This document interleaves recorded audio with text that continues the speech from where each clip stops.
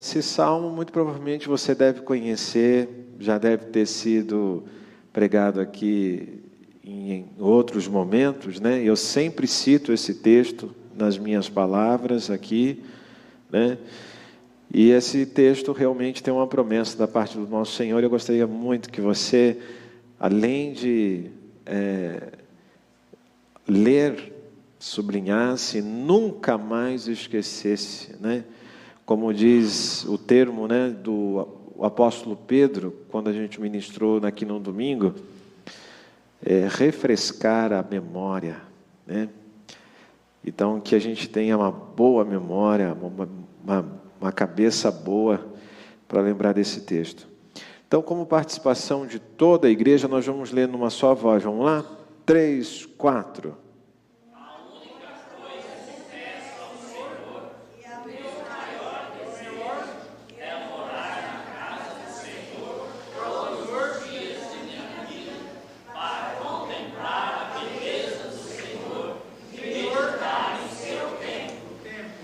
Muito bem, essa é a versão NVT, né?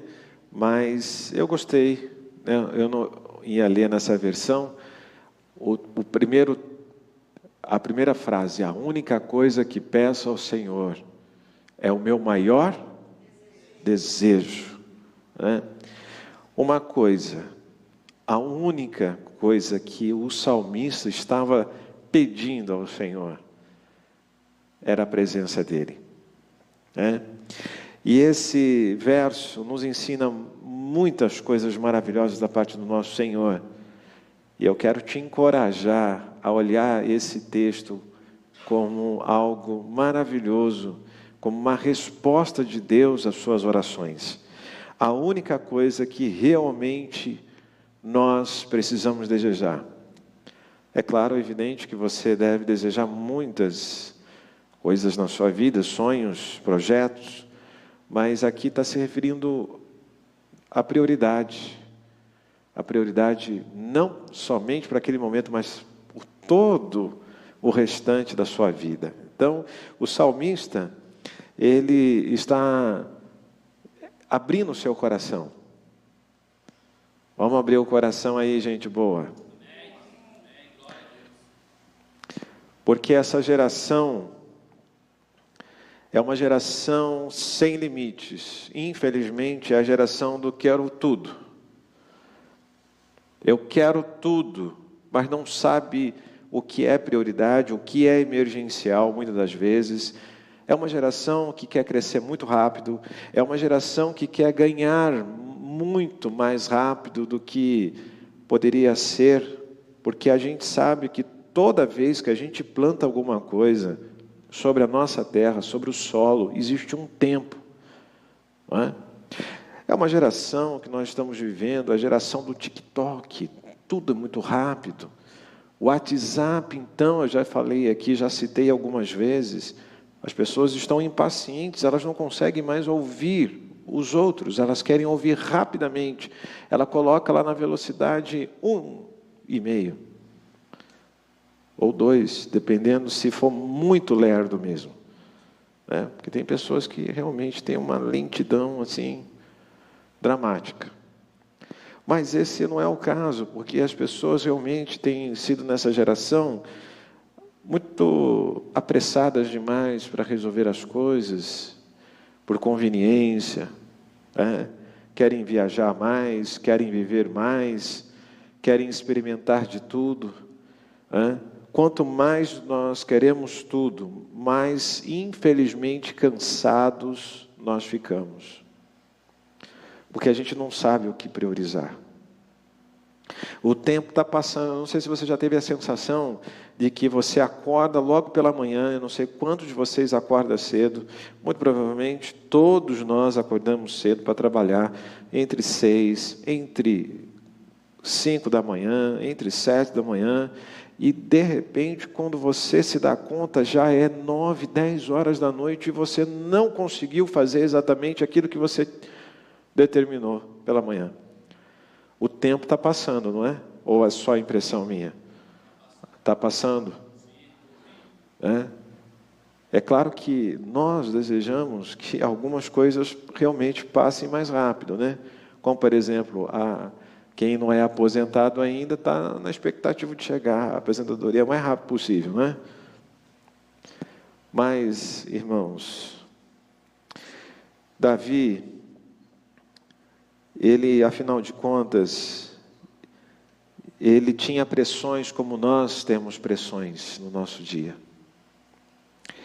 Ele era rei, tinha muitas responsabilidades, decisões, e é claro e evidente que na caminhada de Davi, como a de nós também, ele passou com altos e baixos, acertos e erros, né?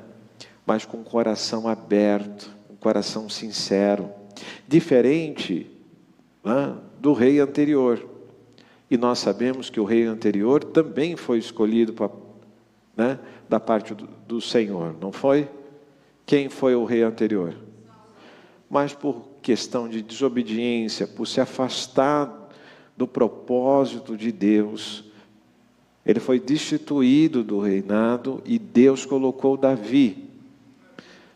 A diferença de Davi, mesmo sabendo que Davi, ele errou também, ele teve erros na sua trajetória, mas se consertou, se quebrantou, teve um coração humilde para reconhecer suas falhas e se quebrantar.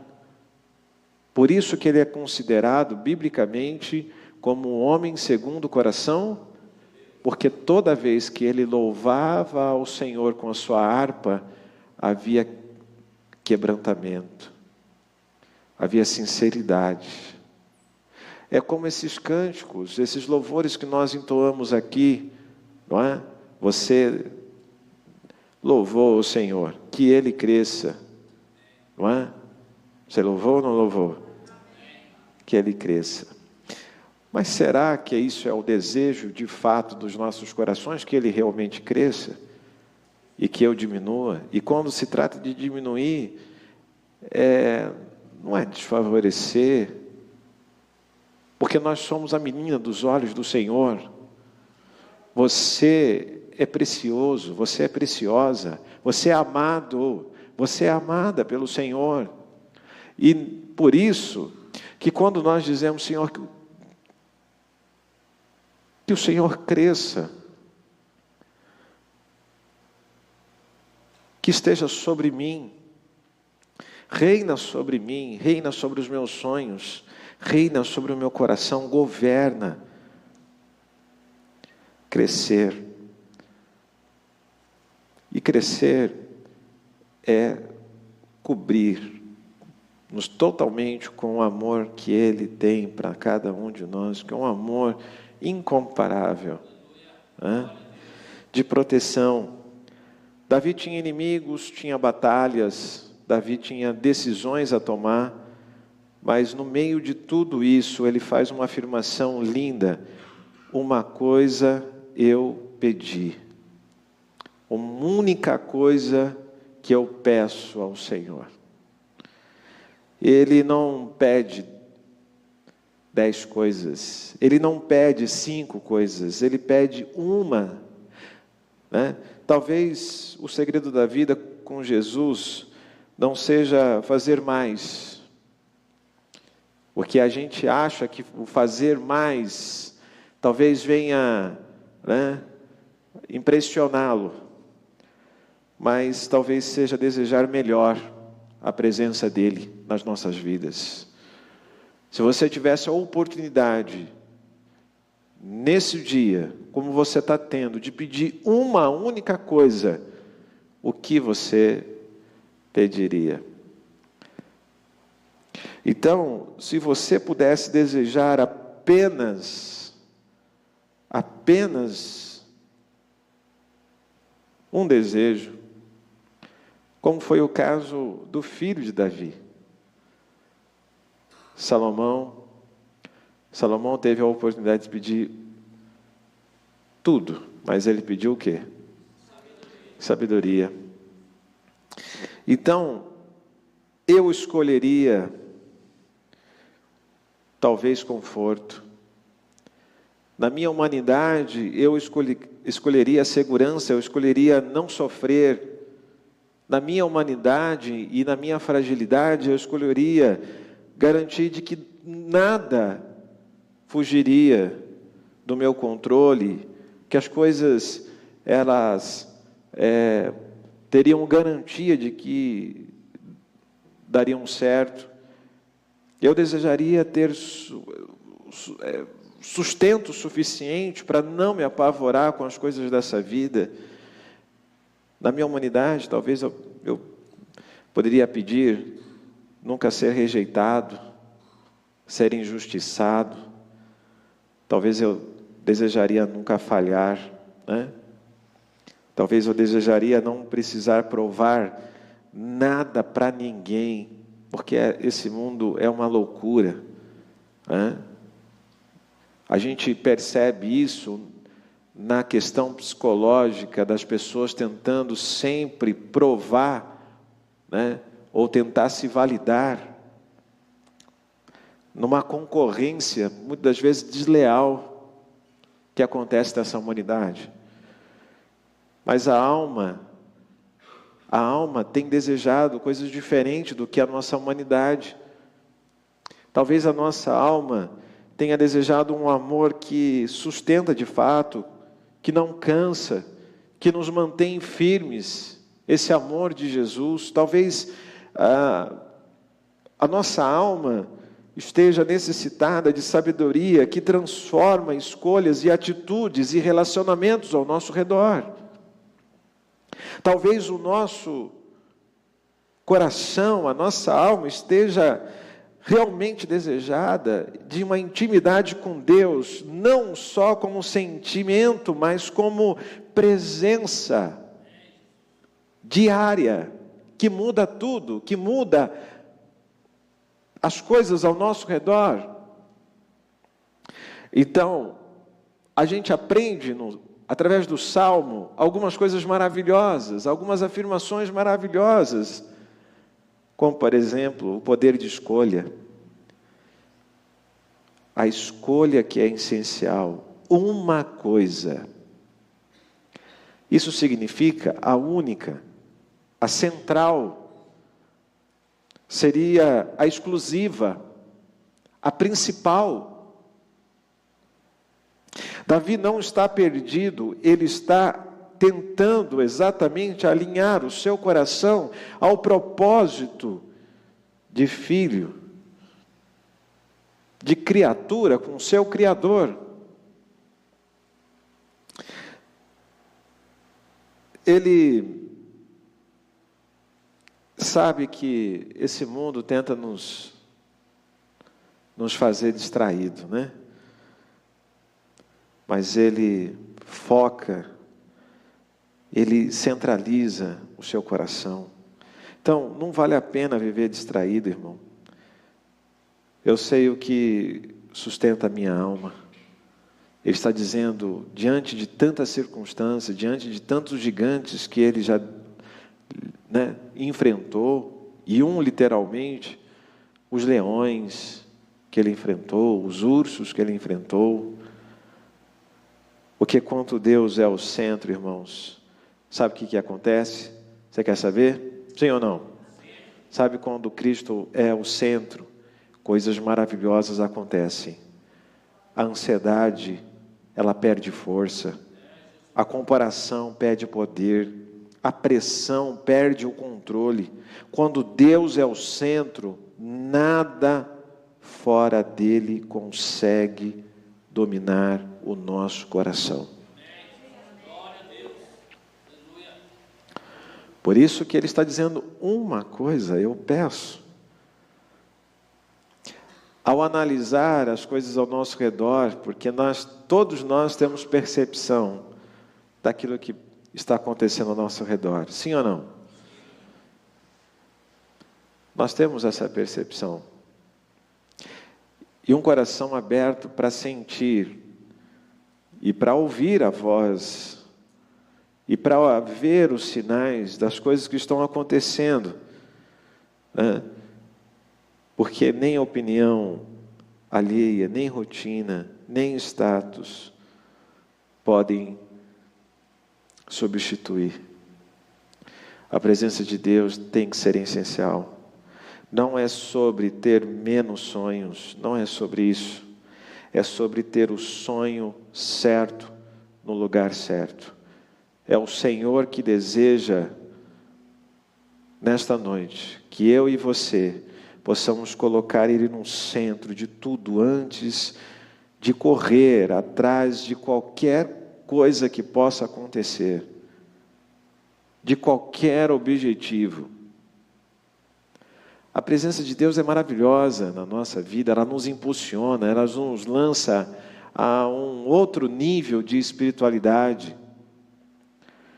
Persevere no que é eterno, aprenda a esperar, a ouvir e a se alinhar, em vez de se perder e de perder tudo, aquilo que Deus tem colocado em seu caminhar. É um passo de cada vez. E a vida é uma surpresa. Surpresa que quem anda na presença de Deus vive pela o quê? Pela fé. Então, ao caminhar, Deus vai acrescentando mais e mais. Imagina se Ele fosse contar tudo, não teria graça. Mas é justamente o final, a gente já sabe. Você sabe qual que é o final? O final é o que as Escrituras já dizem. Existe uma eternidade. E existe um céu nos esperando. Enquanto nós estivermos aqui, a presença dEle vai nos impulsionar a realmente entender tudo aquilo que está ao nosso redor. Então, viva sonhos que engrandeçam a Deus. Não há nada de errado de você sonhar, mas desde que os seus sonhos estejam alinhados ao propósito de Deus, que você venha fortalecer a sua fé e deixar que o impacto real da presença dEle possa agir na sua vida. Ele também, irmãos, além dele fazer a escolha certa, o salmista, ele também nos impulsiona a você e a todos nós a decidir, a buscar, não apenas desejar. Porque eu posso desejar alguma coisa, né?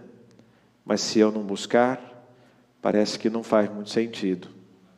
Então, imagina uma coisa, se você parar para pensar, todos nós temos muitos desejos, mas se a gente não sair da zona de conforto, as coisas não vão acontecer. O salmista está dizendo o quê? Uma coisa peço e a buscarei. Uma coisa só eu tenho como desejo, e eu vou buscar. E é o interessante que ao olhar para o Salmo, vamos pensar uma coisa. Você acha mesmo, e essa humanidade, eles acham que é assim, se Deus me criou, que Ele seja responsável para me cuidar. Se Ele criou, foi um problema dele. Eu não nasci, eu não pedi para nascer, então Ele que se vire para poder me cuidar. Mas não é assim, irmãos. Esse é um coração egoísta. É exatamente o amor de Cristo faz toda a diferença na nossa vida, porque Ele provou o seu amor saindo esvaziando da sua glória e descendo e provando o seu amor na cruz. Mas a decisão da escolha ainda continua acontecendo, porque o próprio Cristo, antes da sua crucificação, Ele disse, se quiser vir após mim, negue-se a si mesmo e tome a sua cruz e siga-me. É um sentimento voluntário. Sabe por quê? Porque Ele não quer que você ande forçado com as coisas. Ele quer que você viva para Ele, para a glória dEle, que você viva a sua vida com Jesus de um coração literalmente espontâneo, aberto, sem pressão que muitas das vezes é causada, e eu não vou aqui negar que isso pode ser causado pela religiosidade. Porém, a gente também não pode ficar com essa implicação de que então eu vou viver solto, né? sem um lugar para adorar, sem um lugar para ser liderado, porque esse é o propósito de Deus. A religiosidade agressiva ou a fanática, ela só acontece por a quem não entendeu o amor de Deus, que é largo, que é o quê? Profundo, alto e que é comprido, intenso. Veja, uma coisa eu buscarei. E o que eu vou buscar? Davi, ele se posicionou a buscar de forma intencional e contínua.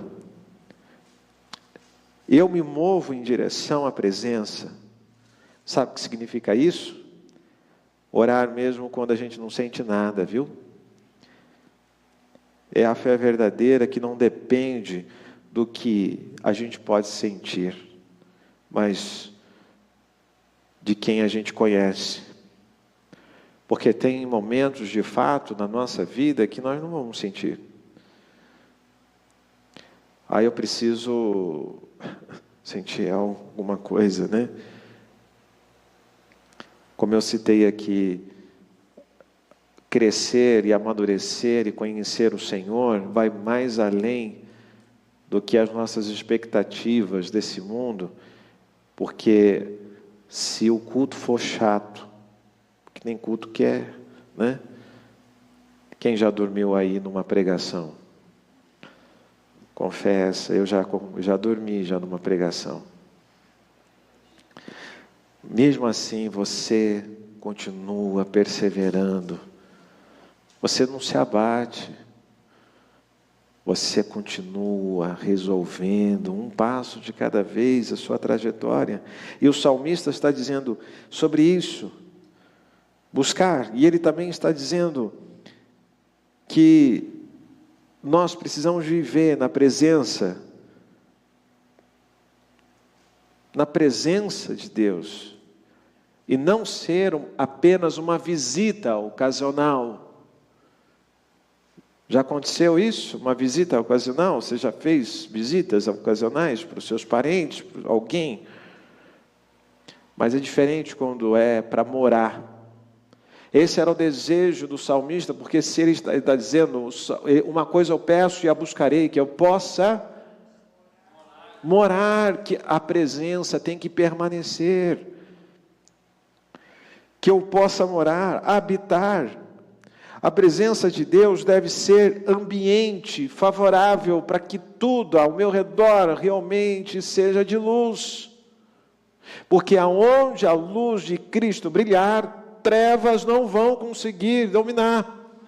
Então, para resolver os problemas e conflitos familiares e tudo aquilo que o inimigo tem tentado entrar e neutralizar e conseguido brecha, ele não consegue, porque você e eu, nós estamos habitando.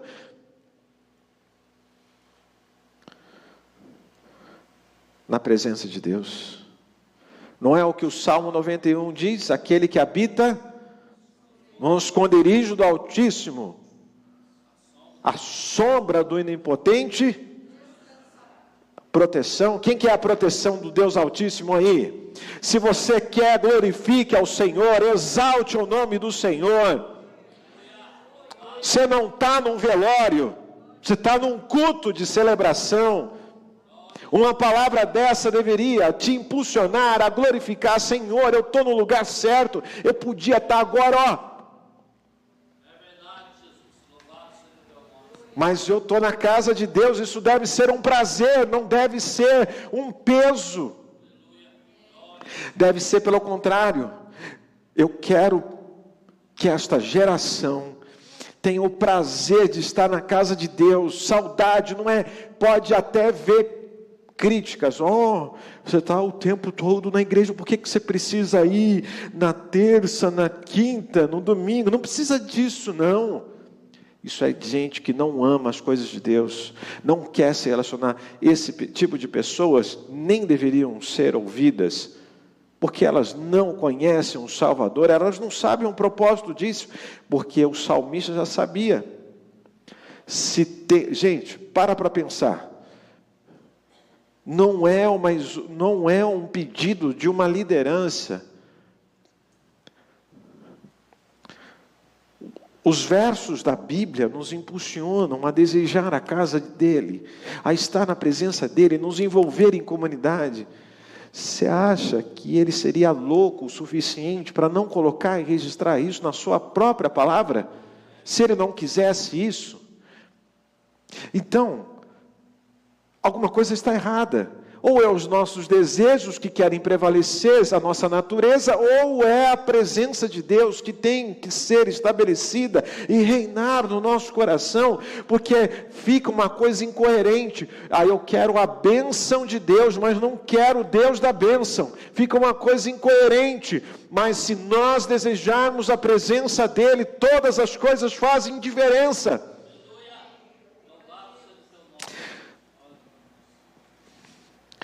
Eu não entro e saio, eu permaneço na presença de Deus. Tem gente que vai e volta, e vai e volta, e vai e volta, e vai e volta. Tem problema. Igrejas perdem membros, igrejas ganham membros, e Deus vai continuar provendo. Porque a igreja não é do fulano, do ciclano, a igreja é de Cristo. E nós pertencemos a essa história. Você pertence a essa história. E graças a Deus, porque você deveria se alegrar que mais do que Deus ter te colocado aqui no lugar para aprender a sua palavra, é você ter colocado no seu coração a convicção de que você e eu, nós somos lavados e remidos pelo sangue do Cordeiro. Então, é um motivo a mais para glorificar e exaltar. O Salmos 91 revela isso na nossa vida, como já foi citado. Habitar significa Deus.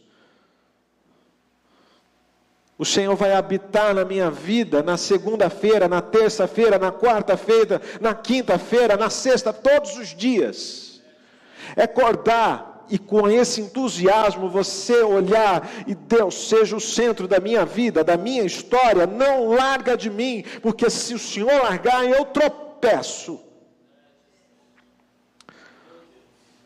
O Senhor anda conosco. A gente precisa parar de olhar Deus como o SAMU, só chama Ele na emergência. Ou como o DISC, Marmitex, só isso. Não, ele tem que caminhar conosco, o relacionamento, conhecer Jesus. Jesus, eu não estou ouvindo o Senhor dizer sim para as minhas orações, mas a tua presença, afinal de contas, faz toda a diferença. Eu amo o Senhor, estou fazendo a coisa certa, desejar a tua presença. Então, Deus habitando significa Deus na faculdade, Deus no trabalho, Deus em casa, Deus nas minhas decisões, Deus nos meus relacionamentos, lá na sua casa, lá no convívio, como que você lida com a sua esposa, com seu esposo, com seus filhos. Com a sua natureza é transformada, porque você, com relacionamento com o Senhor, você vive acima da média, tem que melhorar, tem que liberar perdão, tem que também... Todos nós somos incentivados a fazer como Jesus. Mesmo injustiçado. Pastor, não consigo. Eu também não consigo. Então a gente pede ajuda a Ele. As coisas se resolvem. Relacionamentos que precisam ser descritos como novidade de vida. Sabe o que significa esse termo que o apóstolo Paulo declara nas cartas, quando fala sobre novidade de vida? Não é um murmurador, mas agora é uma pessoa que tem gratidão no seu coração, até nas pequenas coisas. Você sabe o que é um murmurador? Você sabe o que é um murmurador, né? Bom, não é só a pessoa que reclama, não. Sabe o que é um murmurador? Sabe por que o cristão não pode ser uma pessoa... murmuradora? Porque o murmurador é aquele que até agradece, mas ele acha que Deus não está sendo suficiente para abençoá-lo. Então ele reclama mais ainda. A generosidade do Senhor sobre a nossa vida, irmãos. O Senhor tem nos abençoado, não tem? Ele tem te dado o dom da vida, não tem te dado? Ele tem te dado todos os recursos, não tem? Ele tem te dado tantas coisas boas, então invista os seus dons, o seu coração, todos os recursos que você tem para abençoar aquilo que Deus tem dado a você. Muitas coisas acontecem quando a presença de Deus está. Então não destrua a sua família por não se posicionar como cristão em casa. Não pare de servir quando é mais fácil desistir. Tenha um olhar de misericórdia sempre, um olhar de misericórdia sobre todas as situações, porque quando nós temos a presença de Deus, nós olhamos para o nosso próximo, nós olhamos com um olhar de graça, de misericórdia. Essa pessoa não merece, eu também não mereço, mas mesmo assim, ela vai ser agraciada pela misericórdia. Quantas vezes nós desejamos destruir alguém na nossa cabeça? Mas não é assim que o Senhor deseja. Viver em paz, viver leve. Sabe, irmãos, não dá mais tempo para continuar aqui na palavra. Mas não permita que o orgulho ou a teimosia destrua oportunidades, até principalmente oportunidades que temos para reconciliação, principalmente com o Senhor Jesus, porque muitas das vezes nós nos afastamos e a gente não sabe do ideal dele. Contemple a beleza de Deus em um mundo distraído. Contemple, é um ano da contemplação. A realidade de Davi era essa: eu escolho o que molda o meu coração. Eu escolho o que vai determinar no meu coração. Não é o ódio, não é nada desse mundo. É a paz de Cristo que excede todo o meu entendimento. Eu me torno parecido com aquilo que eu contemplo. Nosso coração é um espelho. Então, quanto mais eu contemplo a presença de Deus, mais as coisas fazem sentido. Nós somos transformados pela contemplação. Se eu contemplo o medo, eu fico ansioso. Se eu contemplo a comparação, eu fico inseguro. Se eu contemplo Deus, eu fico fortalecido. Eu fico renovado. Eu fico entusiasmado. Eu fico alegre. Eu olho para o céu como um combustível. Glória a Jesus. Então, o que ocupa a sua mente governa a sua vida. Então, parou, resolve, reseta. Senhor, eu vou resetar. Já viu aquele botão de resetar? Resolve muita coisa. Se não der para encontrar esse botão aí, não tem problema. Configuração de fábrica. Volta para o início. Vai dar tudo certo. Eu escolho contemplar o eterno, porque Ele não falha. Por mais que eu não consiga compreender que as coisas estão acontecendo, mas eu contemplo o Senhor. Amém? A igreja de pé. Em nome de Jesus. Eu permaneço ensinável. Aprender no seu templo. Davi estava desejoso disso. Nós estamos aqui aprendendo, não estamos? Você está aprendendo mais uma porção da palavra que renova. Não é, você pode até, as pessoas que acham isso é porque tem uma paranoia, mas não é para, a palavra de Deus é doce. Aprender é buscar maturidade.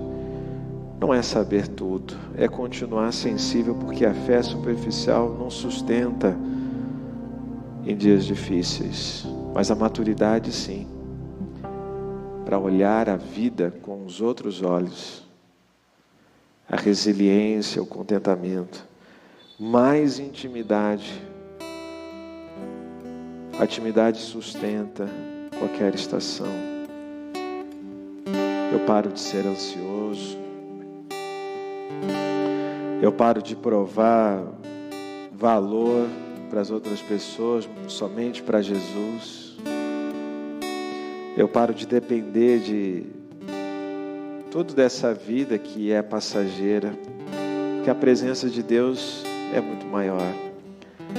E esse louvor é uma oportunidade de você declarar hoje,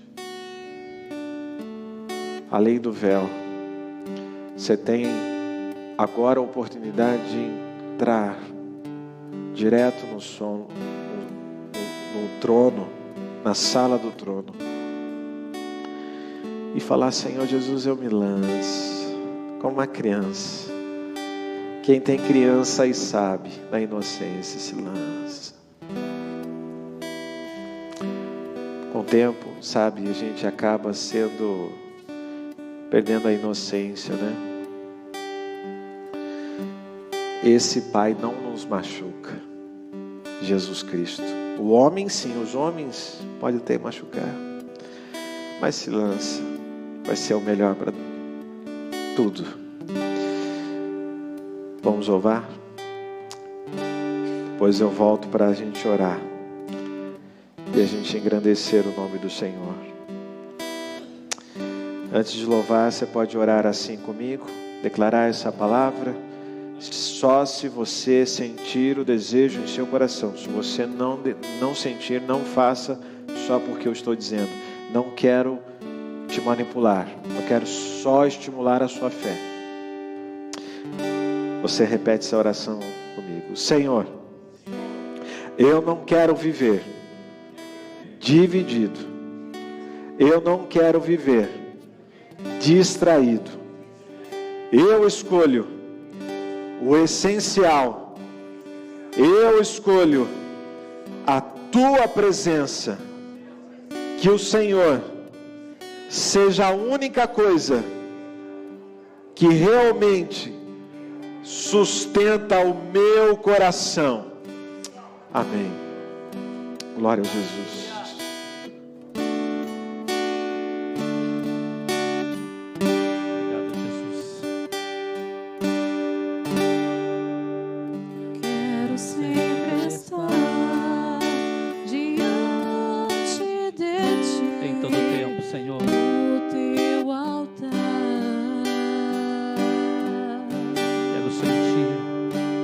Pronto pra sentir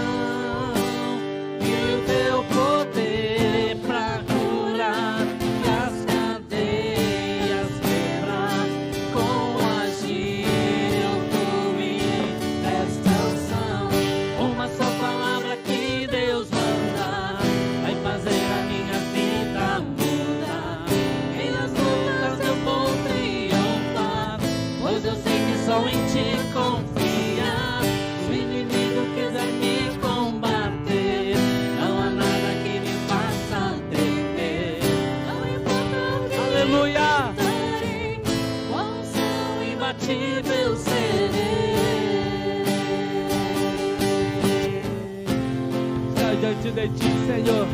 Nós queremos, nós precisamos da Tua presença, Senhor. Aleluia, Jesus. Santo é Teu nome.